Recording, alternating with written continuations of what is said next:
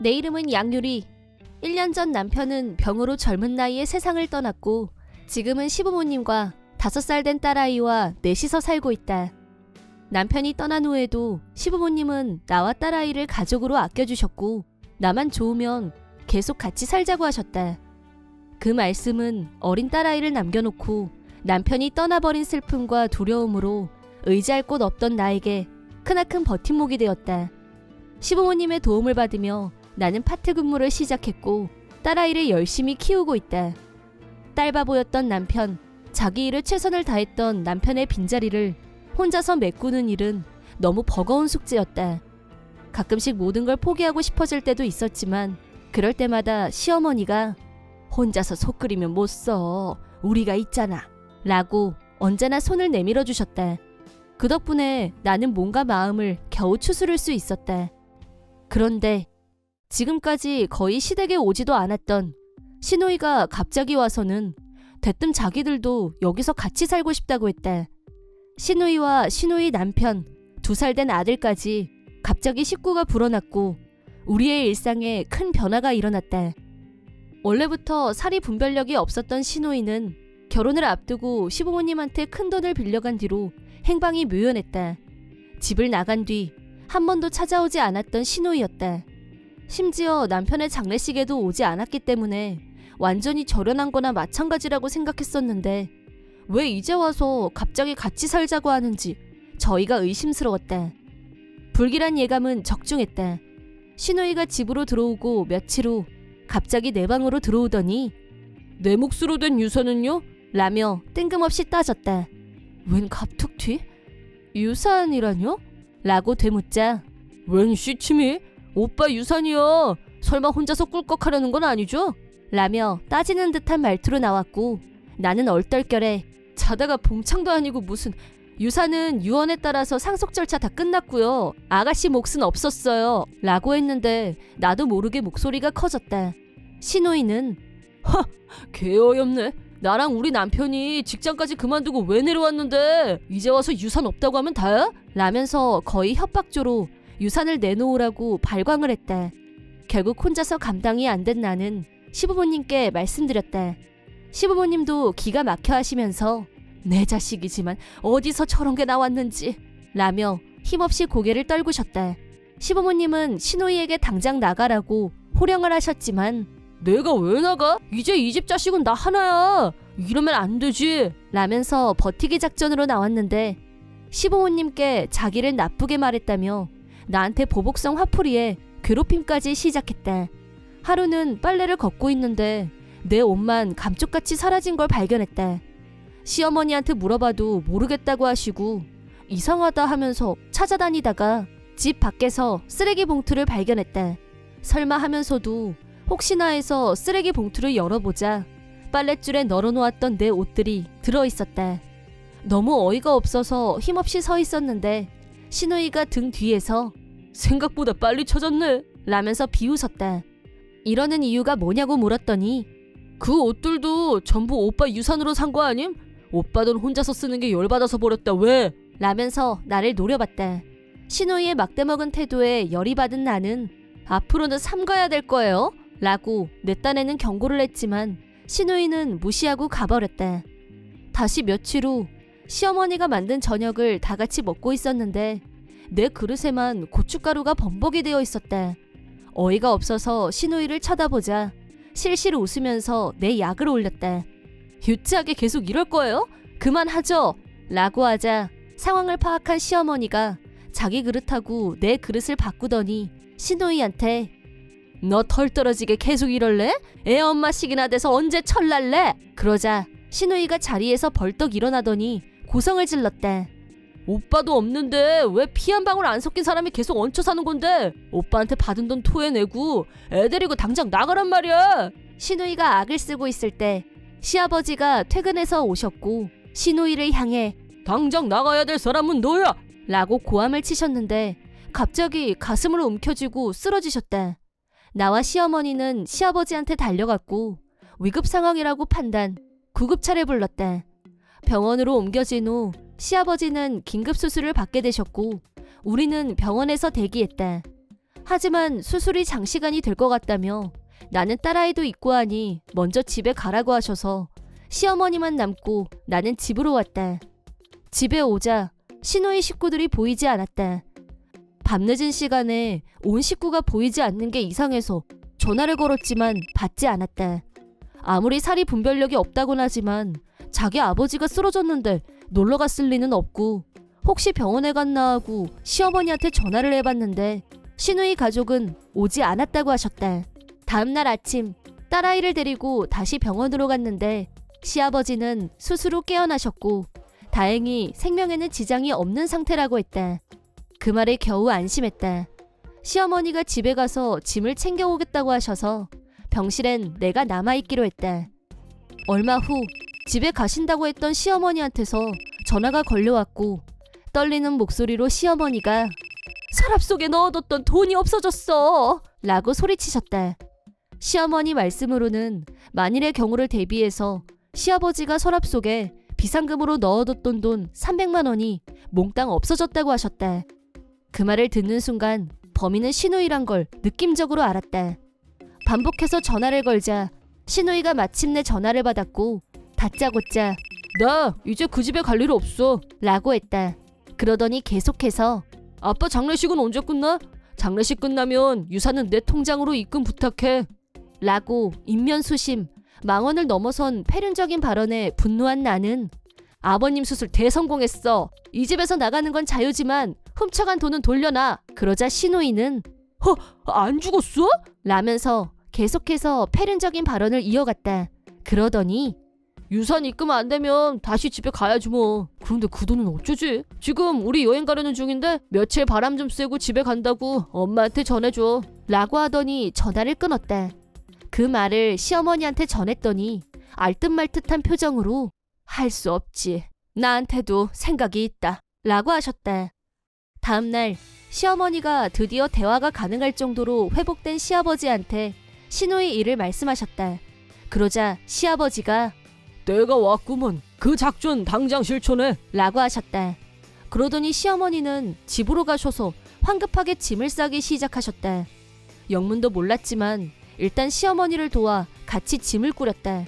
시어머니는 이 집 내놓기로 했다 라고 하셨다. 원래 시부모님은 시누이한테 이 집을 주고 이사를 갈 생각이었다고 하셨다. 하지만 시누이의 패륜적인 행동을 도저히 두고 볼 수 없게 되자 집을 팔기로 마음을 바꿨고 이사를 서두르기로 했다고. 시부모님은 그동안 나도 모르게 나와 남편을 위해서 돌아가신 할머니, 할아버지 리모델링하고 계셨었는데 그 집으로 우리 넷이서 이사를 하기로 했다. 이미 리모델링이 끝난 뒤여서 이사는 아무 문제 없이 끝났다. 일주일 후 여행에서 돌아온 시누이한테 연락이 왔다. 뭐야? 집을 왜 내놨어? 난 어쩌란 건데? 멘붕이 온 시누이한테 우린 이미 이사했어요. 어디로 갈지는 알아서 정해요 라고 현실을 직시하게 해줬다. 그러자 시누이는 그래서 지금 어디 있는데? 당장 말해! 라고 발광을 하길래 전화번호 차단할 거니까 그렇게 알고 끊어요 라고 하고 전화를 끊었다. 시부모님과 나는 동시에 시누이 전화번호를 차단했고 완벽하게 손절했다. 시누이는 원래부터 성격에 문제가 많았고 할머니 할아버지 댁에 한 번도 같이 온 적이 없었다고 한다. 따라서 우리가 있는 곳이 어딘지 전혀 알지 못할 거고 찾아올 걱정도 없다고 하셨다. 그 후 당연히 시누이는 갈 곳이 없어졌다. 훔쳐갔던 돈은 여행 중에 다 써버렸고 시아버지 유산만 생각하고 열심히 카드를 긁어댔고 그 결과 남은 건 빚밖에 없었다. 그러자 시누이 남편은 시누이를 버렸고 아이하고 둘만 남게 됐지만 달리 기댈 곳도 없이 빚에 쫓기면서 허름한 아파트에서 힘들게 사는 처지가 됐다. 사는 게 퍽퍽하다 보니 시누이는 틈만 나면 우리가 있을 만한 곳을 찾아다니고 있다고 하는데 만약 시누이가 여기로 찾아온다고 해도 당장 쫓아보낼 생각인 건 굳이 말할 필요도 없다. 한편 우리는 예전에 살던 집보다 훨씬 넓고 쾌적한 환경에서 잘 살고 있다. 시아버지도 무사히 퇴원하셨고 건강을 많이 회복하셨다.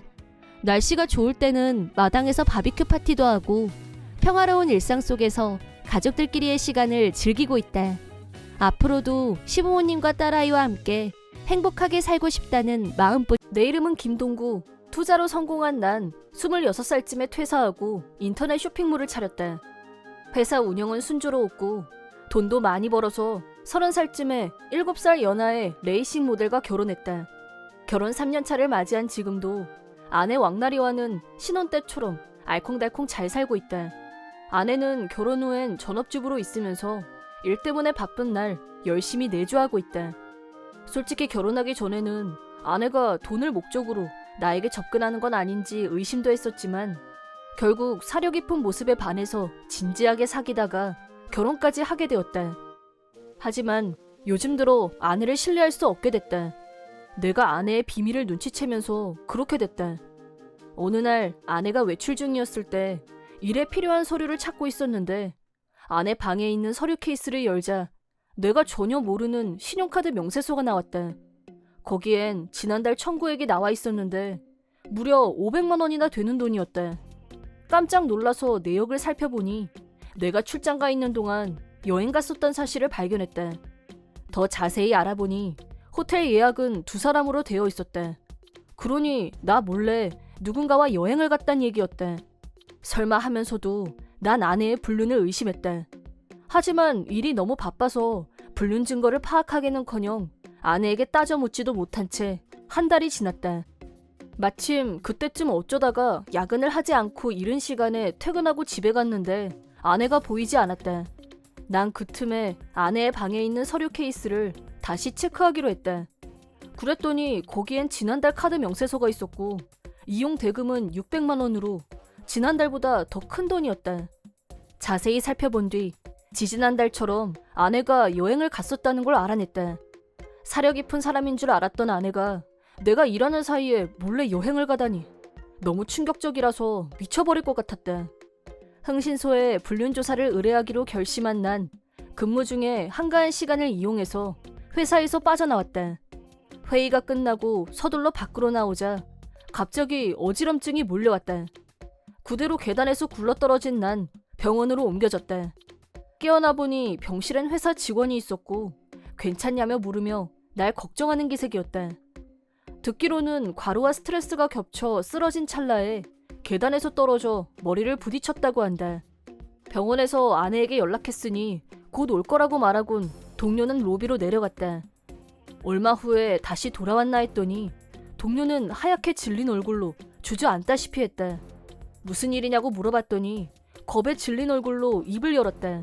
동료가 말하길 로비에서 아내를 찾다가 누군가와 통화하는 아내를 발견하고 다가갔지만 아내는 동료가 다가오는 걸 눈치채지 못하고 통화를 계속했다고 한다. 가까이에서 그 통화 내용을 듣자 하니 아내는 통화 상대에게 남편이 쓰러졌대. 이대로 아주 가버리게 손 쓸 테니까 유산 받아서 신나게 놀아보자. 그런 말을 했다고 한다. 뭔가 오해가 있을 수 있다고 생각해서 얼마 동안 가만히 듣고 있었는데 아내가 유산 얘기를 하면서 상대한테 내일 여행 가자는 제안까지 했다고 한다. 동료가 부인한테서 얼른 도망쳐야 할 것 같아 라고 하자마자 병실 문이 열리고 아내가 들어왔다. 아내는 눈물을 글썽거리며 괜찮아? 너무 무리를 하니까 그렇지. 걱정하는 척 연기를 했다. 그러더니 실은 오늘 친척집에 초상이 나서 내일 본가에 내려가야 되거든? 하필에 이럴 때 미안해. 몸은 좀 어때? 거짓말을 했다. 난 바로 얼마 안 남았대 라고 거짓말을 했다.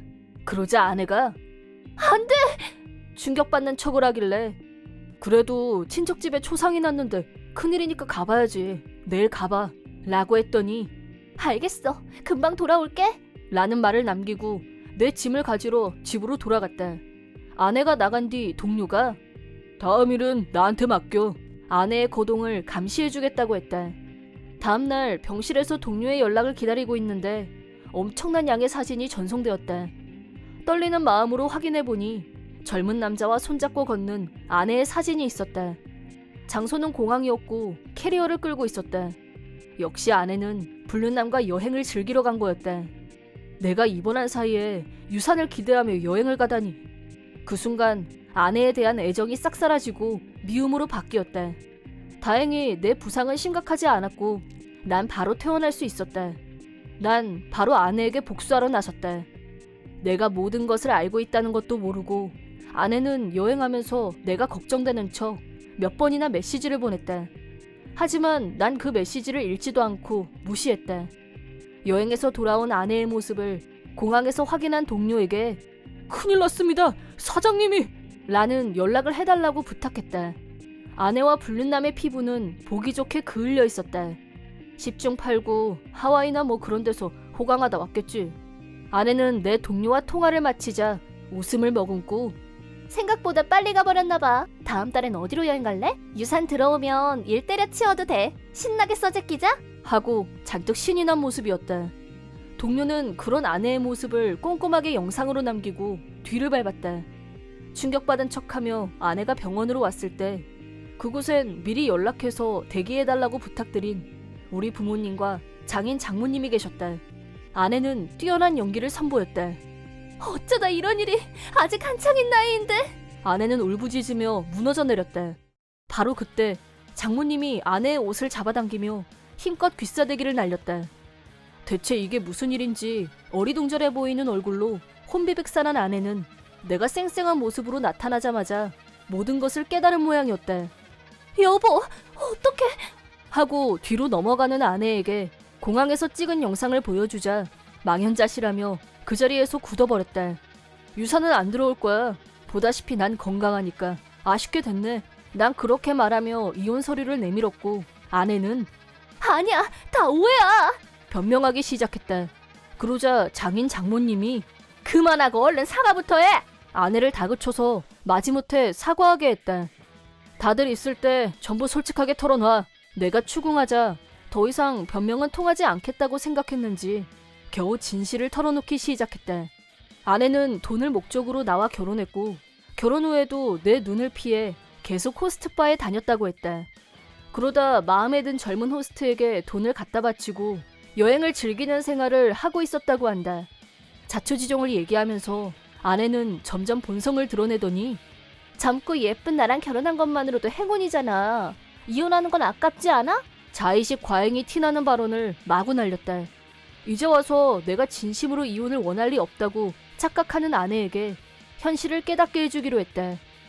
이미 변호사를 통해 위자료를 청구하기로 했어. 지금까지 사치했던 돈도 다 돌려받을 거야. 라고 하면서 카드 명세서를 들이밀었더니 아내가 진짜로 당황하기 시작했다. 명세서를 왜 당신이 갖고 있는데? 돈이라면 차고 넘치도록 있으면서 돈 돌려달라든가 째째하게 그런 소리 하지 말고 화해하자니까. 지금까지 내가 한 짓은 사과할게. 하고 한 수 접고 들어오는 아내에게 짐 열쇠를 빼앗고 이혼 서류를 건넨 뒤 난 회사로 돌아갔다. 물론 우리 부모님도 크게 화를 내시며 두 번 다시 우리 아들 앞에 나타나지 마! 라는 말을 남기고 가셨다. 아내는 그 자리에 주저앉았지만 결국 경로한 장인, 장모님 손에 끌려가다시피 돌아갔다. 그 후 아내와 이혼이 성립되었고 위자료도 청구했다. 이혼의 원인은 아내의 불륜이었기에 물론 재산 분할은 하지 않기로 했다. 그러자 아내는 돈이 없어서 위자료도 본인이 마음대로 써제낀 돈도 못 갚는다며 징징거렸다. 그러더니 돈 궁한 거 아니면 그냥 좀 봐줘. 뻔뻔한 소리를 했다. 하지만 난 아내가 반성하길 원했기 때문에 위자료도 아내가 쓴 돈도 끝까지 받아내기로 했다. 갚겠다고 할 때까지 변호사를 통해 독촉해서 드디어 매달 돈을 입금하기로 아내와 합의했다. 그리고 아내가 호스트바에 더 이상 갈 수 없게 되자 불륜남에겐 버림받았고 본가인 발도 못 들이게 되면서 철저하게 고립되었다. 레이싱 모델로 돌아갈 수 있는 나이도 아니었고 지금은 편의점과 주유소 등에서 알바를 전전하며 겨우 입에 풀칠만 하며 산다고 한다. 사치를 못하게 되자 스트레스로 음식에 집착하게 되면서 살도 엄청나게 쪘단 소문도 들었다. 아내가 나에게 한 짓을 제대로 반성하고 앞으로는 성실하게 살았으면 하는 게 내 바람이다. 내 이름은 나한수, 인테리어 회사 사장이다. 우리 회사는 백화점이나 역 건물 내부 등의 일을 수주받아서 하는 규모 있는 회사로 연수입이 꽤 높은 편이다. 수많은 직원이 일하고 있고 전국에 사무소를 두고 있어서 사장인 내가 직접 작업할 필요는 없지만 원래 현장 일을 좋아하는 난 늘 작업복 차림으로 출근해서 현장을 진두지휘한다. 일은 너무나도 바쁘지만 아무리 바빠도 가족과 함께하는 시간은 늘 우선순위에 두고 있다. 우리 부부에겐 초등학교 3학년 딸이 있는데 외동딸이기도 해서 난 모두가 인정하는 딸바보다. 어느 날 초등학교 참관 수업이 있다고 해서 회사에서 빠져나와 참석하기로 했다. 오전엔 현장에서 작업했고 오후엔 바로 학교로 갔다. 그런데 갑자기 학부모로 보이는 화려한 차림새의 여성이 말을 걸었다. 여성은 저돌적으로 나 이 학교 학부모의 회장으로 있는 정남이라고 해요. 아버님, 자제분 이름이 어떻게 되죠? 나에게 질문했다. 학부모의 회장이 치맛바람으로 유명하다는 건 아내에게 들어 알고 있었기 때문에 경계하면서 나 하루 아빠입니다만 대답했더니 미간을 찌푸리면서 날 위아래로 훑어보았다. 그리고 이 학교 잘 나가는 사람만 있는 줄 알았는데 당신 같은 서민도 있었군요? 라고 하면서 날 더럽다는 듯이 쳐다봤다. 그러더니 그런 작업복을 입고 오다니 너무 무신경한 거 아니에요? 우리 학교 격이 떨어질 수도 있으니까 빨리 가세요. 라고 하면서 그 여자는 날 억지로 쫓아내려고 했고 내가 저항하자 안 가면 애들한테 하루랑 놀지 말라고 말할 거예요? 말도 안 되는 소리를 내뱉었다. 난 화가 나면서도 딸에게 피해가 가게 할 수는 없다는 생각에 터덜터덜 집으로 돌아갔다. 그날 밤 무슨 일이 있었는지 아내에게 얘기했더니 아내는 장미네 엄마구나. 누군지 바로 알았다. 장미라는 이름을 들은 순간 깨달았다. 우리 회사엔 우리 딸과 같은 학교에 다니는 장미라는 딸이 있는 직원이 있는데 그는 김성실이라는 이름의 성실하고 얌전한 사람이다. 그 무지막지한 여자의 남편이 내 부하였던 것이다. 아무리 그래도 그처럼 성실하고 과묵한 직원을 잃을 수는 없으니 이번 일은 일단 두고 보기로 했다. 며칠 후 회사에서 회의를 하고 있는데 갑자기 그 여자가 나타났다. 그리고 저번엔 제가 실례했습니다. 사과하면서 고급 간식을 내밀었다. 그 자리에 있던 김성실이 당신 멋대로 오면 어떡해 돌아가! 버럭하며 그 여자를 쫓아내려고 했다. 그 여자는 작업복을 입고 있길래 사장님이신 걸 못 알아봤어요. 앞으로는 잘 지내봐요. 라면서 악수를 청했다. 난 그걸 거절하면서 작업복을 입고 있다고 사람을 무시하고 아이를 소외시키겠다고 협박하는 사람하고는 잘 지낼 생각 없습니다. 돌아가세요. 차갑게 반응했다. 그러자 아니 왜요? 나 학부모의 회장이에요. 날 적으로 돌리면 아이가 어떻게 되는 줄 알아요? 만약 이번 일로 우리 남편한테 무슨 불이익이라도 주면 가만 안 있을 줄 알아요? 라며 격분했다. 그 모습을 보다 못한 김성실이 그 여자를 밖으로 끌어냈다. 그날 저녁 퇴근 시간이 지나고 김성실이 나에게 찾아와서 점심에 있었던 일을 사과했다. 그럼 막대먹은 아내와 함께 살다니 힘들겠다고 위로의 말을 건넸더니 김성실이 사실 저 이혼하려고 생각 중입니다. 라고 했다. 알고 보니 그 여자는 집에서도 신경질적으로 아이에게도 별것도 아닌 일로 야단을 치곤 한단다. 도시로 이사와서 좋은 학교에 입학시킨 것도 그 여자의 아이디어였다고 한다. 김성실의 딸은 아기 때부터 기관지가 약해서 공기 좋은 시골에서 살고 싶어 했는데 그것도 무시하고 억지로 이사를 결정했다고 한다. 도시에서 살게 되면서 예상대로 딸 건강은 더 안 좋아졌고 기침이 멈추지 않는데도 불구하고 매일 학원에 보내는 호랑이 엄마. 친엄마를 겁내며 사는 아이를 보다 못해서 김성실은 이혼하고 아이를 혼자 키울 생각이라고 했다. 그렇게 되면 지방에 있는 그의 부모님께 도움도 받을 수 있어서 회사는 그만둘 생각이라고 한다. 하지만 그 여자가 아이를 포기할 것 같진 않았다. 양육권 다툼이 흙탕물 싸움으로 번질 가능성이 농후하다고 생각한 난 김성실에게 한 가지 제안을 했다. 그건 흥신소에 그 여자의 뒷조사를 의뢰하자는 제안이었다. 이혼의 원인으로 인정받을 수 있는 흠이 있다면 친권은 김성실에게 넘어올 거라고 생각했다. 바로 흥신소에 의뢰하자 예상 밖의 사실이 드러났다는 보고를 받았다. 그건 무려 그 여자가 불륜을 하고 있었다는 보고였다. 딸을 매일 학원에 보내고 자기는 학부모의 활동을 하며 알게 된 교육청 고위직과 불륜을 하고 있었다는 사실이 발각되었다고 한다. 그 사실을 알고 한 달이란 시간이 흘렀고 김성실이 사직서를 들고 나에게 찾아왔다. 이혼이 결정되자마자 지방의 본가 근처로 이사하기로 했다고 한다. 김성실은 고맙다는 말을 전하며 사표를 내려고 했지만 난 그 사표를 받아들이지 않았다. 그리고 그의 본가에서 가장 가까운 사무소에 발령을 내주겠다고 제안했다. 퇴사하고 지방에서 재취업하는 건 어려울 것 같았기 때문이다.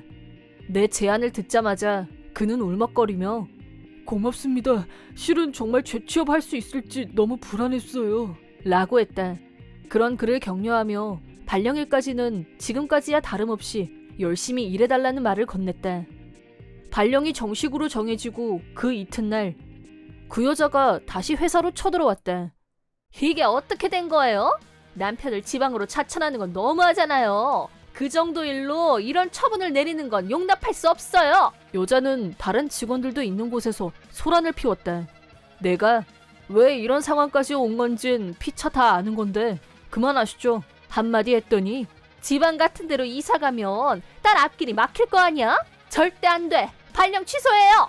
열을 내며 안 나가려고 했다. 결국 인내심의 한계가 온 나는 모든 걸 폭로하기로 했다. 김성실 씨는 당신하고 이혼하고 지방으로 이사할 예정입니다. 당신이 아이를 방치하고 바람 피우고 다닌 건 이미 다 알고 있습니다. 내 폭로에 주변이 순간 조용해졌다. 무슨 소리예요?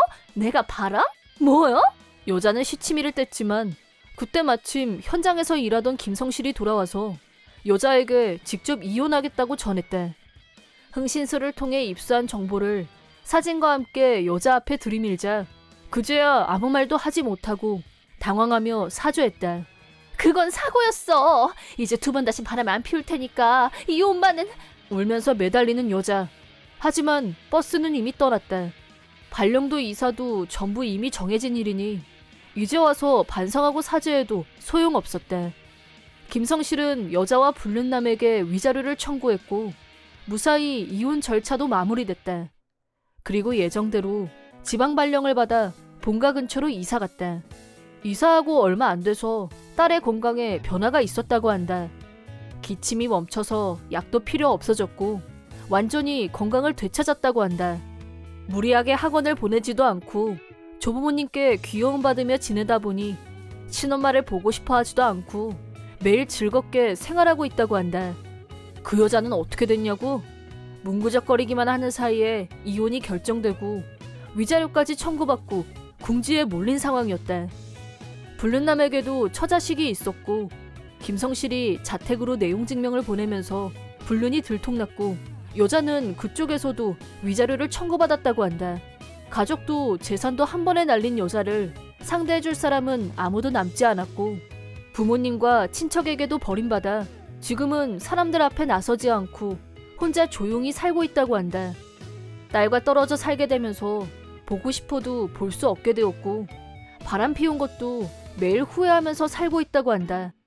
어쨌든 김성실과 그의 딸이 행복하게 살게 됐으니 난 걱정 없다. 일 때문에 1년에 한 번 김성실이 있는 지방사무소를 방문하는데 그땐 술잔을 기울이며 김성실이 딸과 함께 행복하게 살고 있다고 얘기해 주길 고대하고 난 혼자 살고 있는 지극히 평범한 회사원이다. 하지만 특별한 사정이 있어서 가족과는 연을 끊었다. 그 사정이란 나와 결혼하기로 약속한 약혼자를 동생인 이남미가 빼앗아갔기 때문이었다. 그건 6년 전 어느 날의 일. 난 예물 전달도 다 끝냈고 식장도 정했고 이제 결혼식까지 반년도 안 남았네 하고 얼마 남지 않은 미혼 라이프를 즐기고 있었다. 그러던 중에 갑자기 동생이 빨리 본가로 오라면서 당장이라도 울음을 터뜨릴 것 같은 목소리로 연락을 했길래 갔는데 거기서 약혼자와 동생이 무릎을 꿇고 있었다. 네 동생하고 나 사이에 아기가 생겨버렸어. 정말 미안하게 됐어. 그렇게 됐으니까 파혼했으면 좋겠어. 정말 미안해. 나도 일이 이렇게 될 줄은 몰랐어. 난 너무 어이가 없고 어지러워서 그 자리에 털썩 주저앉았다. 이제 와서 생각해보면 동생은 내가 좋아하는 걸 따라서 좋아하곤 했다. 아니, 내 걸 빼앗는 걸 좋아했다. 하다 내 약혼자까지 빼앗다니 어떻게 이런 짓을 할 수가 있지? 이 사람은 왜 내 동생이랑 관계를 한 거야? 머릿속에서 자문자답을 반복하다가 난 그 자리에서 울며 무너져 내리는 것밖에는 할 수 없었다. 내가 울음을 멈추자 약혼자까지 함께하는 가족회의가 열렸다. 이렇게 된 이상 동생이랑 이 사람이 절대로 행복할 수 없을 정도로 위자료를 받아내겠어. 난 그렇게 결심했다.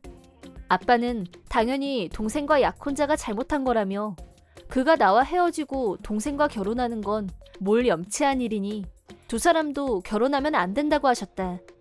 그런데 동생이 울며 불며 너무해. 아기는 죄가 없잖아. 태어날 아기한테서 아빠를 빼앗아가겠다는 거야?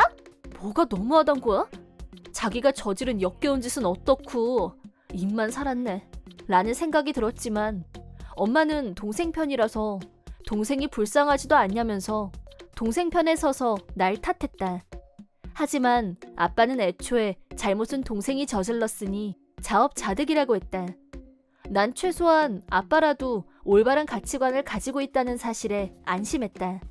아빠가 내 편을 들어준 덕분에 난 특별히 발언할 필요도 없이 그렇게 가족회의는 끝났다.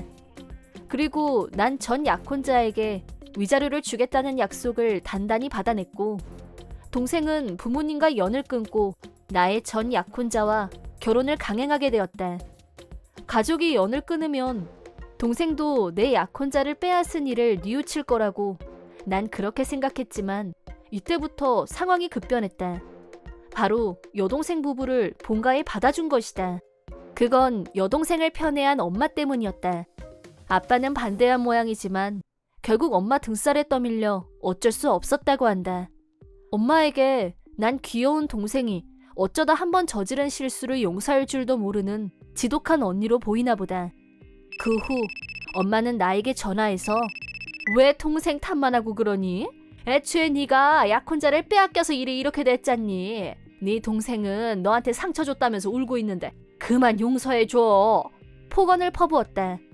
왜 약혼자를 빼앗긴 내가 나쁜 사람이 돼야 하는 걸까? 너무 화가 나서 그 통화를 한 뒤 난 엄마와 여동생 부부를 다시는 마주치고 싶지 않아서 본가에 발길을 끊었다.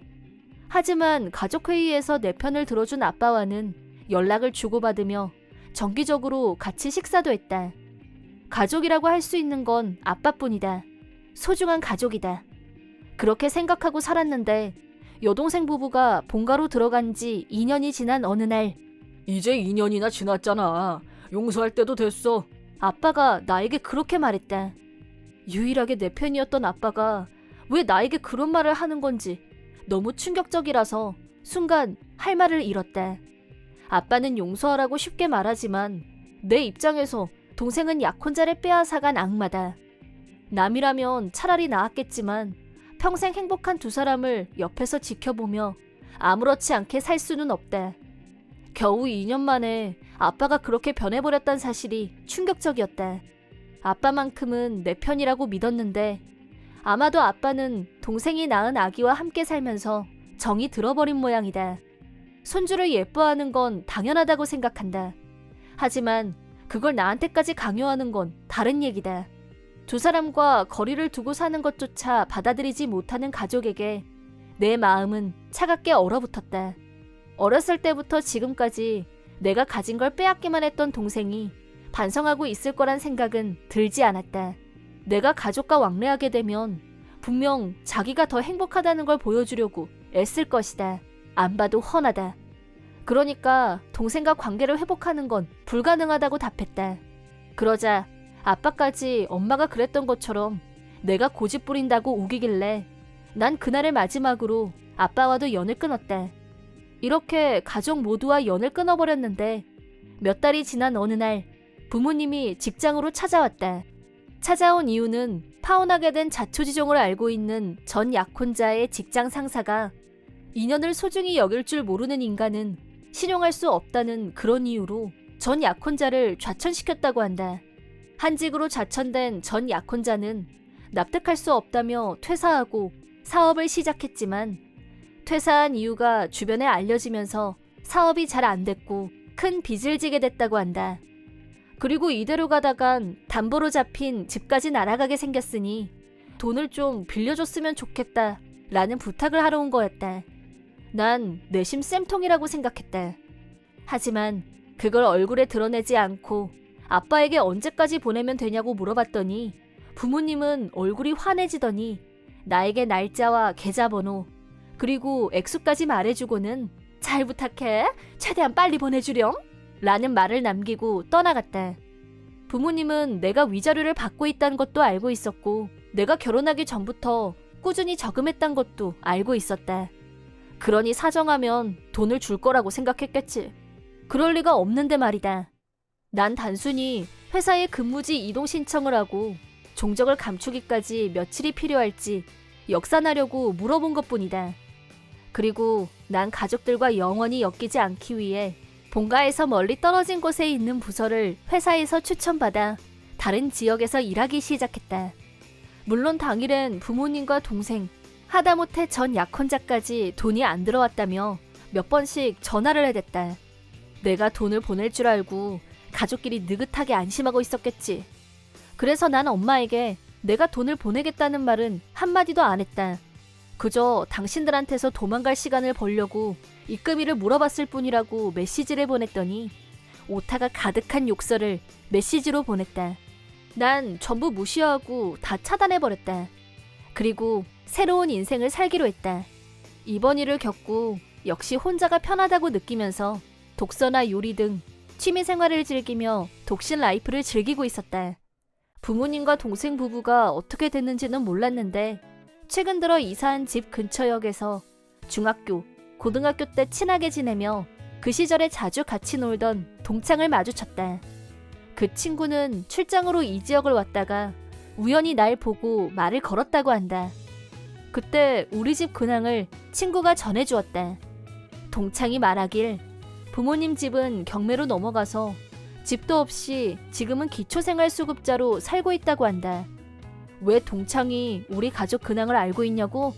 여동생이 동창에게 언니한테 용서받지 못한 불쌍한 나, 그런 피해자 코스프레를 하며 그 일을 하소연했다고 한다. 동창은 그 모습을 보고 동생이 이상한 여자라고 생각했다고 한다. 거기다 하소연을 마치자 돈을 빌려달라고 애걸복걸했다나. 전 약혼자와 동생도 이혼 위기에 서로 네 탓이라고 다투고 있는 데다 제대로 된 직장도 구하지 못하고 알바를 전전하고 있다고 한다. 그렇게 해도 돈이 없어서 절절매는 상황이란다. 부모님도 처음부터 내 마음을 알아주고 위로해줬으면 이런 일은 없었을 거라며 크게 다투는 소리가 이웃집까지 자주 들린다고 한다. 날 배신한 인간이 모두 천벌을 받았다고 생각하니 조금이나마 속이 시원했다. 동창들에게 어떻게든 나에게 연락하고 싶으니 어디 있는지 알려달란 부탁도 했던 모양이지만 알려주지 않았다고 하니 난 안심했다. 이제 나에겐 그 사람들은 완전히 남이니까 알아서 지옥불에 떨어지든지 말든지 그런 심정이다. 나는 회사에 다니는 평범한 직장인이다. 벌써 30대에 들어섰지만 나는 여전히 독신이었고 주변 동료들과 후배들은 하나둘씩 다투어 결혼 소식이 들려왔다. 그런 와중에 내가 가정이 없다는 이유로 스케줄 조정이 비교적 자유로울 거라는 선입견과 순한 성격 탓에 나를 예를 들면 유치원에서 발표회가 있는 후배들은 나를 찾았고 나는 대신 업무를 맡아줬다. 그러다 보면 잔업시간도 늘어났지만 크게 신경 쓰지 않고 기꺼이 부탁을 들어줬다. 그럴 때마다 고맙다는 인사를 듣는 것만으로도 뿌듯해지곤 했었다. 그 외에도 후배가 신혼여행을 간다고 하면 자진해서 일을 도와주면서 업무 부담을 줄여주려고 발벗고 나서는 게 내 스타일이었다. 어찌 보면 오지랖하였던 나도 우연히 한 여자를 알게 됐다. 그 여자는 내가 자주 가던 패밀리 레스토랑의 점원이었는데 자주 가다 보니 얼굴도 익히고 사담도 가끔 나누곤 했다. 그 얘기를 동료한테 했더니 그러지 말고 데이트 신청을 해보라고 해서 믿져야 본전이다 하고 도전했는데 흔쾌히 승낙을 받았다. 그녀는 나보다 5살 아래였는데 데이트를 계기로 관계가 급발전했고 사귄 지 석 달 만에 프로포즈했다. 프로포즈에 성공했다고 말하자 우리 부서 전체가 모여서 축하 파티까지 열어줬다. 우리는 빠르게 결혼식을 올렸고 그동안 나한테 신세를 많이 졌다며 내 결혼식에 꼭 오고 싶어하는 사람들이 너무 많아서 하객 선별이 고민될 정도로 인맥 부자를 실감했다. 행복한 고민 속에 결혼식도 무사히 마쳤고 신혼여행 준비를 시작했는데 아내의 바람은 4박 5일간의 해외여행이었고 나는 일정에 대해 적잖이 고민이 됐다. 지난 오랜 독신 기간 동안 남의 잔업까지 도맡아 해왔으니 4박 5일간의 해외여행 정도는 금전면에서는 전혀 문제가 없었지만 아내는 사람들이 붐비는 게 싫다면서 신혼여행을 모두 평일에 다녀오고 싶다고 해서 그 부분이 고민이었다. 나는 그동안 유급휴가를 써본 적이 거의 없었다. 평일에 휴가를 내면 결과적으로는 일주일을 꼬박 쉬는 셈이 되는지라 고민이었는데 동료들이 그런 내 고민을 모두 해결해줬다. 그걸 왜 고민해? 그동안 우리 대신해서 일해준 게 얼만데. 신혼여행 기간엔 당연히 우리가 커버를 해야지. 상부상조. 맞아요. 진지한 선배한테 그동안 우리가 얼마나 많이 신세를 졌다고요. 아무 걱정 말고 다녀오세요. 이번엔 저희가 열일할게요. 대신에 선물 사오시는 거 잊으시면 안 돼요. 라면서 모두들 진심으로 나를 위해줬다. 또 자기들 신혼여행 경험치를 발휘해서 여기가 좋다 저기가 좋다 같이 흥이 난 분위기였다. 이런 동료들, 후배들과 같이 일하고 있다는 사실이 새삼 행복했다. 그러던 어느 날 본사에서 인사이동이 있었고 우리 부서의 부장도 교체됐다. 지금까지 우리 부서 부장은 좋은 의미이자 나쁜 의미로 존재감 제로였다. 덕분에 보고하는 것도 부담이 없었고 안건 통과도 쉬웠다. 그래서 부장님을 싫어하는 사람은 한 명도 없었다. 새로운 부장은 달랐다. 일단 목에 힘이 들어가 있고 아랫사람을 무시하는 스타일이었다. 당연히 사원들 사이에서 반발감이 생겼지만 일단 본사에서 내려온 사람이었고 인사권은 회사 임원들에게 있는 만큼 우린 그저 참는 방법밖엔 없었다. 그런데 하필 이런 시기에 나는 신혼여행을 가야 했고 이 사실을 안 부장은 나를 삐딱한 시선으로 바라봤다. 신혼여행을 일주일이나 간다고? 일이나 제대로 하면서 그런 한가한 소리라던가? 안 돼! 기각이야! 저는 이미 유급휴가를 신청해놓은 상태입니다. 그래서 뭐 지금은 내가 부장이야. 내가 안 된다면 안 되는 거야. 동료들은 사칙상으로도 아무 문제 없다며 다녀오라고 나를 독려했다. 동료들 말처럼 절차에 맞게 유급휴가를 받아놓았고 부장 말은 일단 무시하고 나는 아내와 함께 신혼여행길에 올랐다. 약간 불안한 마음은 있었지만 신혼여행 중에도 동료들한테서 즐기고 있냐며 라인으로 메시지도 오고 나도 멋진 풍경을 찍어서 보내주면서 즐거운 시간을 보냈다. 동료들한테 부탁받았던 물건들도 꼼꼼히 챙겼고 여행을 무사히 마쳤다. 다음날 출근을 하자 우리 부서 분위기가 평소와 다른 게 느껴졌다. 무슨 일인가 하고 자리로 가자 놀라운 일이 벌어져 있었다. 동료들이 부장한테 항의를 하고 있었는데 내 책상 위가 말끔하게 비워져 있었다. 잠시 후 내가 출근했다는 말을 듣고 부장이 왔다. 출근을 해? 뭐하러 왔는데? 뭐하러 오다니 일하러 왔죠. 제 물건들은 어디로 옮기셨습니까? 나 쪽이 두껍네. 나는 자네한테 신혼여행을 허가한 기억이 없어. 그런데 부장 명령은 개무시하고 감히 회사를 빼먹어? 그것도 4박 5일씩이나? 업무 실적도 엉망인 주제에 부장 명령도 씻고 제멋대로 회사를 빠져?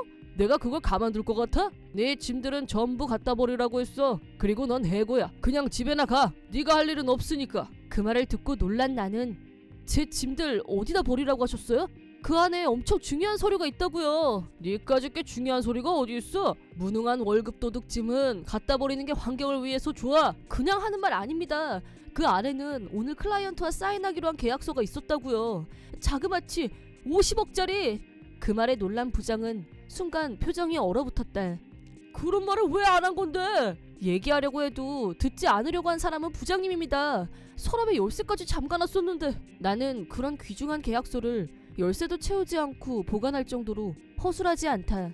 하지만 부장은 내 짐을 하나도 남기지 않고 버리겠다는 집념으로 만일을 위해서 회사가 보관하고 있는 스페어 키를 가져와서 내 책상을 열었다고 한다. 그리고 내 짐을 깡그리 한데 모아서 쓰레기통에 버렸고 그날 버린 쓰레기는 이미 수거해간 상태였다. 부장은 자기가 더 흥분해서 난 아무것도 몰랐어. 내가 분명히 안 된다고 했는데도 네가 내 말을 씻고 멋대로 여행을 가서 이 사달이 난 거야. 알았어? 이번 일은 전적으로 네 책임이야. 지금 누구 책임이냐를 따질 때가 아닙니다. 11시에 클라이언트가 계약서를 들고 여기로 올 겁니다. 복구가 가능한 데이터도 있지만 불가능한 데이터도 있다 이겁니다. 이제 어떻게 하실 거예요? 낸들 알아? 그걸 왜 나한테 물어? 그러더니 부장은 사무실에서 나가버렸다.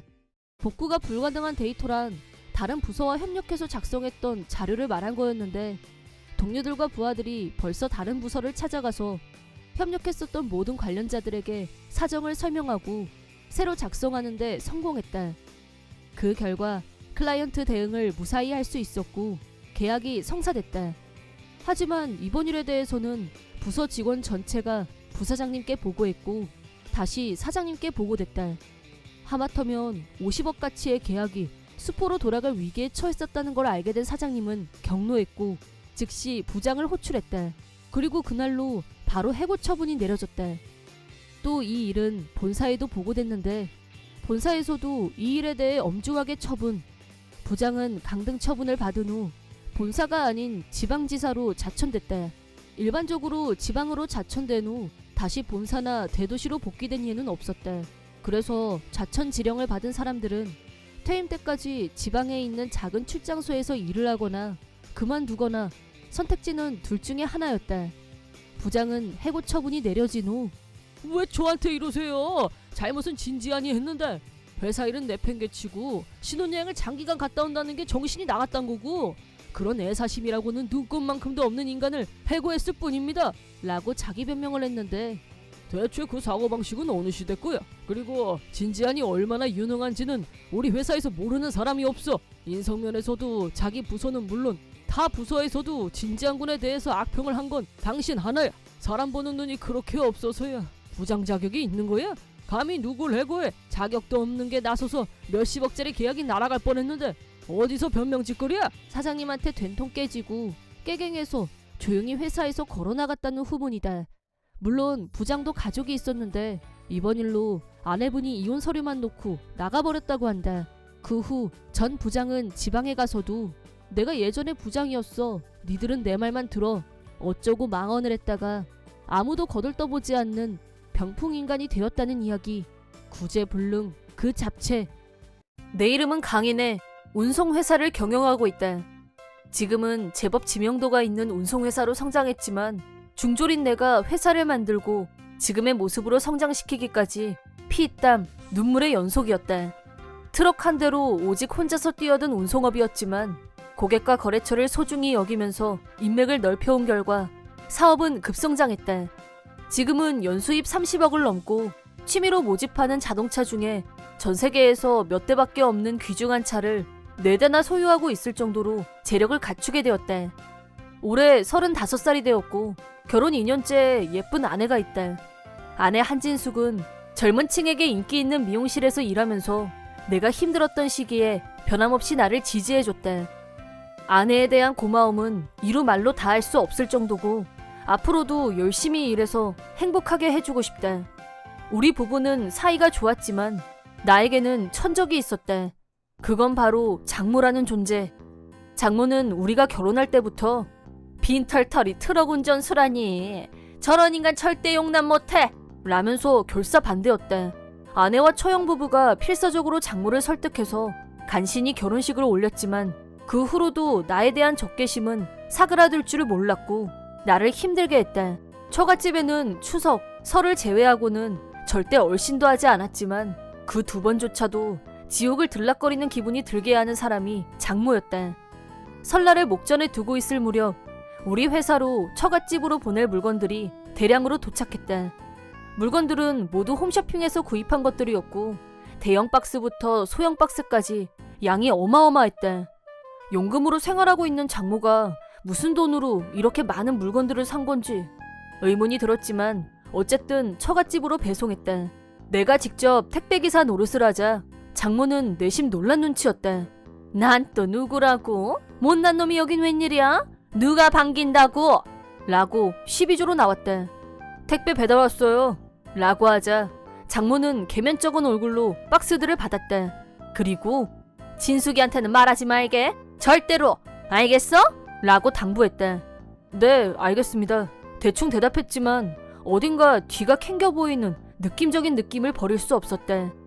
며칠 후 설날에 처가댁에 가는 문제로 처형한테서 아내에게 연락이 왔대. 처형은 전화로 엄마 허리 수술한 지 얼마 안 돼서 힘들 텐데 우리가 좀 일찍 가서 음식 준비하는 게 어때? 라고 말했대. 며칠 전에 장모를 봤을 땐 허리 아픈 사람으론 전혀 안 보였던 것 같은데 박스도 혼자서 척척 옮기는 걸 눈으로 봤는데 무슨 소린가 싶었대. 하지만 장모가 택배 얘기는 절대 하지 말라고 신신당부를 했기 때문에 일단 모르는 척하기로. 장모는 원래부터 장녀인 처형을 특히 예뻐했고 큰 사위도 마찬가지로 대놓고 마음에 들어 했대. 근데 그런 큰 사위는 사실 3년 전에 회사에서 큰 실수를 저질렀고 그 일로 해고까지 당했대. 그때 내가 형님한테 먼저 말을 해서 지금은 우리 회사에서 사원으로 일하고 있대. 하지만 손아래 동서인 내 밑에서 일한다는 게 알려지면 형님 입장에서는 자존심이 상할 수도 있는 문제라 장모를 포함해서 처갓집 친척들한테는 비밀로 하고 있었대. 처갓집에서 모일 때마다 장모한테 온갖 비난을 다 듣고 있는 나를 보면서 형님은 장모한테 사실을 밝히자고 여러 번 말했었대. 하지만 나는 처형 부부와의 사이마저 금이 가는 걸 원치 않았기 때문에 형님의 말을 매번 거절해왔대. 그런 이유로 돌아오는 설날에도 장모가 뭐라고 하건 침묵으로 일관할 생각이었는데 그렇게 설날을 맞이했대. 처갓집에 도착하자 허리를 부축하면서 장모가 나왔대. 장모는 내가 택배 배달을 왔을 때와는 완전히 딴판으로 병약한 모습이었대. 점점 정체 모를 의심이 커져가고 있을 때 장모가 내 얼굴을 빤히 쳐다보더니 자네 왜 아까부터 나를 곁눈질로 쳐다보나? 돈도 못 버는 주제에 설이라고 놀 정신이 어디 있어? 그러고 있지 말고 나가서 한 푼이라도 더 벌어! 라고 폭언을. 아내와 처형 부부가 아무리 말려도 장모의 폭주는 멈추지 않았대. 한번 시작된 폭언은 멈출 줄 모르고 쏟아져 나왔대. 아내와 처형이 식사 준비를 하는 동안 형님이 장모한테 선물을 내밀었대. 나는 선물을 차에 두고 온 게 생각나서 차키를 들고 밖으로 나왔대. 그러자 장모가 어느 틈에 내 뒤를 따라 나왔대. 나 좀 잠깐 봐. 자네 지난번에 나랑 한 약속 까먹은 건 아니지? 라고 묻길래 택배 말씀하시는 거죠? 안 까먹었어요. 라고 하자 안심이 됐는지 손으로 가슴을 쓸어내렸대. 장모는 집 안으로 들어가려다 말고 내 차를 보더니 어디서 저런 똥차를 내 집 앞에다. 사람 망신시키는 방법도 참 여러 가지네. 꼭 못 배운 티를 낸다니까? 라고 망언을. 그게 끝이 아니라 이 참에 아예 폐차를 시켜야 돼. 라고 하더니 삽을 들고 와서 내 차를 망가뜨리려고 했대. 그때 바깥 분위기가 심상치 않은 걸 눈치챈 형님이 뛰어나와서는 안 돼! 강서방 차는 자그마치 10억짜리예요. 전 세계에 10대밖에 없는 귀한 차라고요. 라고 소리쳤대. 그러자 금방이라도 내리칠 기세였던 장모가 삽을 내려놨대. 자네까지 왜 이러나? 이런 똥차가 무슨 10억이 네 집의 이름이야? 이런 인간이 그렇게 비싼 차를 살 주제가 돼? 말 같지도 않은 소리를. 라고 묵살. 장모의 아나무인 태도에 완전히 열이 받은 형님은 장모에게 그동안 하지 않았던 얘기를 시작했대. 내가 잘나가는 운송회사 사장이고 자기가 그 밑에서 일하고 있다고 하자 장모는 진심 놀란 듯했고 사장이 뭐 대수라고? 지가 무슨 재주로 10억짜리 차를 타? 라고 버텼대. 형님이 말씀 좀 삼가시라니까요. 강서방 연봉이 30억을 넘어요. 라고 하자 뭐 30억? 그럼 이 차가 정말 10억이나 한다는 말인가? 라고 되묻길래 나는 대답 대신 고개만 끄덕였대. 그러자 방금 전까지 허리 아픈 신용을 하며 걸음도 못 걷겠다는 사람이 펄쩍펄쩍 뛰면서 내 차를 보고 뛰기 시작했대. 이건 이제 내 차야! 라면서 눈에서 레이저 발사. 차 주위를 뱅뱅 돌고 있는 장모한테 형님이 허리 아프다는 말은 순뻥이었네요. 라고 일침을. 하지만 장모 귀에는 이미 아무 말도 안 들리는 듯 바깥이 소란스럽자 처형도 밖으로 나왔다가 펄펄 살아서 뛰어다니고 있는 장모를 보고 화를 냈대. 어떻게 된 거냐고 처형이 장모한테 따지고 들자 장모는 그게 아니라 기어들어가는 목소리로 대꾸했대. 단단히 화가 난 처형이 꼬치꼬치 파고 들어가자 장모는 허리 수술을 했다는 말 자체가 거짓말이라고 실토했대. 장모는 수술을 해야 한다고 거짓말을 하고 처형 부부한테 300만 원이나 되는 돈을 받은 사실이 드러났대. 결국 그 돈으로 홈쇼핑을 그렇게나 많이 했던 거란 걸 알고 나는 기가 막혀서 말이 다 안 나왔다. 그게 다가 아니라 처형 부부한테 매달 생활비를 받고 있었고 그 돈만으로도 혼자서 사는데 전혀 문제가 없었음에도 불구하고 거짓말까지 해서 목돈을 챙긴 이 뻔뻔함. 처형 부부도 안 해도 양심도 양식도 없는 장모에게 넌덜머리가 난다며 설날이고 뭐고 다 필요 없다고 장모만 두고 집으로 와버렸대. 처형은 앞으로 다시는 장모를 볼 생각도 없고 이제부터는 무슨 말을 해도 절대 도울 생각이 없다면서 깨끗하게 손절했대. 그러자 그날 이후로 장모는 날마다 아내한테 전화를 했고 너 그렇게 돈이 많으면 나한테 돈 좀 보내 하는 짓이 칼만 안 들었지 강도나 다름없었대. 지금까지 나를 향해 중졸의 별일 없는 빈털털이라고 무시하던 장모가 손바닥 뒤집듯이 태도를 바꿔서 돈 내놓으라고 독촉하는 장모한테 아내도 분노했대. 대체 이내 씨를 뭘로 보는 거야? 다신 상대하고 싶지 않으니까 연락하지 마! 라고 전화를 끊었고 아내 역시 장모와 손절했대. 두 딸 모두에게 손절당한 장모는 혼자서 고독하게 늙어가는 신세가 됐대. 처형 부부한테서 생활비를 받을 수 없게 된 장모는 연금만으로는 생활하기가 빠듯했고 딴에는 돈을 불릴 생각으로 파친코를 드나들게 됐다는데 결국 빚만 불리게 된 장모는 도저히 감당이 안 되자 우리 집에 불쑥 찾아왔대. 내가 이렇게 빌게 나 돈 좀 빌려줘. 무릎 꿇고 애원하는 장모를 아내는 미동도 하지 않고 내보냈대. 그럼 니네 차 한 대만 나한테 줘 라고 돈이 싫으면 자동차를 달라고 요구했대. 어이상실한 아내가 제발 그만 여기서 나가! 라고 거절하고 억지로 집에서 내보냈대. 그리고 얼마 후 우리는 꿈꾸던 마이홈을 완성하고 이사를 마쳤대. 장모에게 새로 이사할 집에 대해서 말하지 않았기 때문에 함부로 찾아올 걱정은 없었대. 파친코에서 손을 못 댄 장모는 빚만 계속 늘어났고 야반도주를 해서 행방이 묘연해졌대. 하지만 이미 절연을 한 상태였기 때문에 우리가 그 사실을 알게 된 건 몇 년이 지나서였대. 한편 우리는 마이홈으로 이사한 지 얼마 후 아내가 임신을 했고 지금은 새 식구가 됐대. 사랑하는 아내와 아이의 행복을 위해서 더욱 열심히 일할 결심을 한 나는 회사를 더욱 탄탄하게 키워서 사업도 성장시키고 가족을 위해서 더욱 좋은 남편, 아빠가 되겠다고 굳게 다짐했대. 사이다 무비튼. 난 원래 고향을 떠나 살고 있었는데 이번에 조카가 결혼한다고 해서 고향에 잠깐 내려가게 되었다. 고향에 내려왔다고 조카에게 말했더니 약혼자를 소개해주겠다고 해서 어느 레스토랑에서 만났다.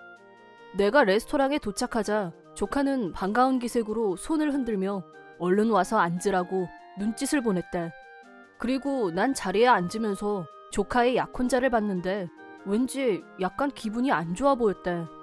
하지만 난 몇 년 만에 만난 조카가 반가워서 처음 뵙겠습니다. 일단 예의 바르게 약혼자에게 인사했다.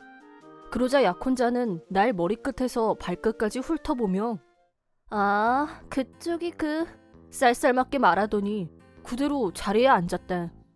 그때 조카가 수습하려는 듯 약혼자의 이름은 나수키라고 소개해 주었지만 조카와 내가 이야기하는 동안에도 계속 따분하다는 듯이 창밖을 응시하며 나랑은 거의 말도 하지 않았다. 난 나수키가 왜 그런 태도를 보이는지 이해가 안 가서 혹시 조카랑 싸우기라도 했나? 그런 생각까지 했다. 그리고 며칠이 지나 결혼식 당일 피로 현장으로 갔는데 회장에 내 자리가 없었다. 하지만 조카가 보낸 초대장도 잘 받았고 참가하겠다고 답장도 보냈었다. 그래서 뭔가 착오가 있는 건 아닌지 스태프에게 확인해 보았다. 그러자 스태프가 내 귀를 의심하게 하는 얘기를 했다. 죄송합니다.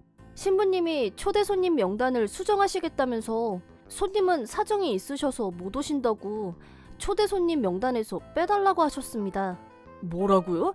전 그런 얘기 한 적 없는데요. 어떻게 이런 일이 있을 수 있냐고 스태프에게 따졌지만 이미 좌석 배치는 정해져 있어서 스태프도 곤란해했다. 어쩔 수 없으니 직접 조카에게 물어보려고 대기실로 갔는데 그곳에 조카는 없고 나수키만 있었다. 그래서 직접 물어봤다. 이게 어떻게 된 거지? 난 조카한테 초대장도 받았고 참가한다고 답장도 보냈는데 나수키 씨가 날 초대 손님 명단에서 뺐다고 들었어. 맞아요. 제가 그랬어요. 아니, 내 결혼식에 가난뱅이가 오는 건 싫단 말이에요. 가난뱅이라고?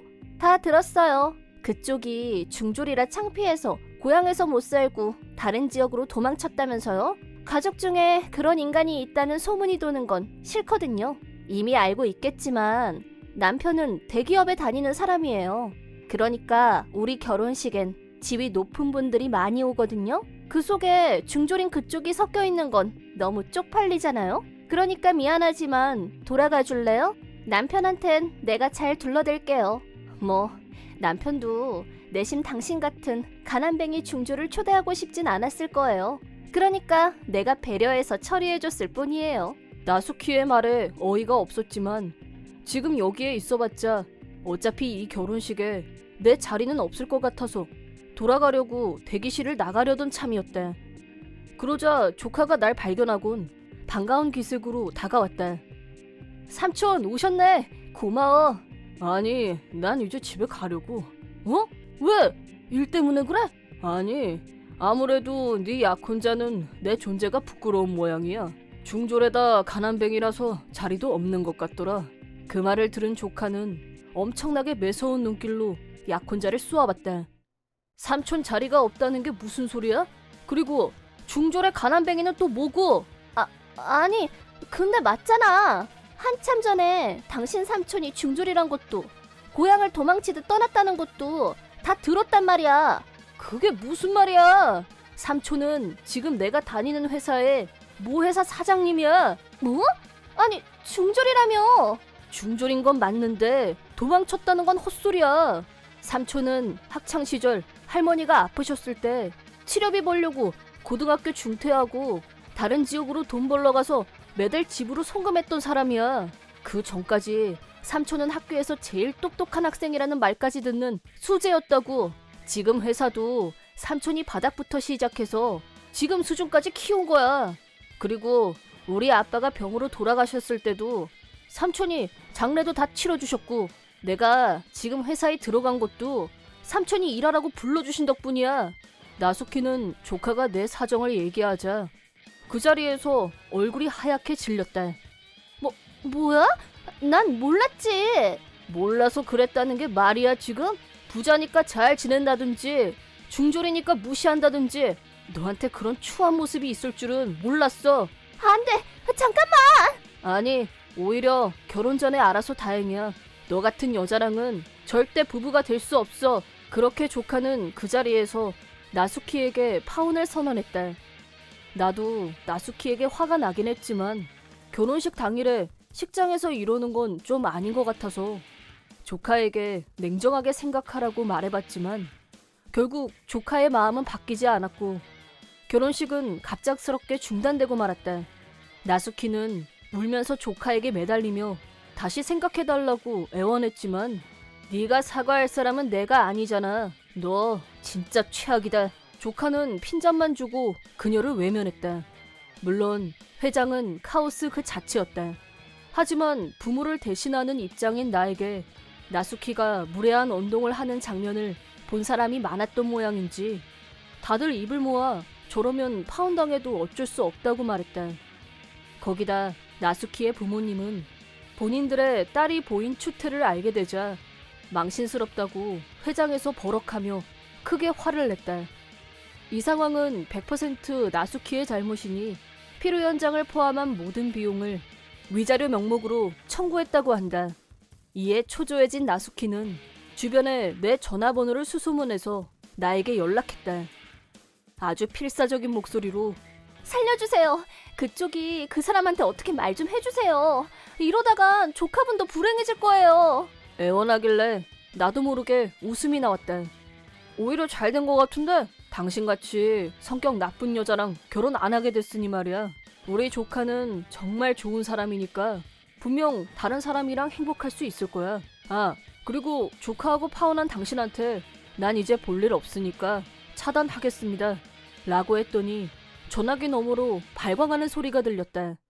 나중에 들은 얘긴데 그 결혼식도 신부로 한껏 꾸민 자기 모습을 여러 사람에게 뽐내고 축의금도 잔뜩 받아먹으려고 작정하고 다양한 사람을 초대했다고 하는데 그 사람들로부터 교통비와 미용실 비용을 돌려달라는 요청이 쇄도하고 있다고 한다.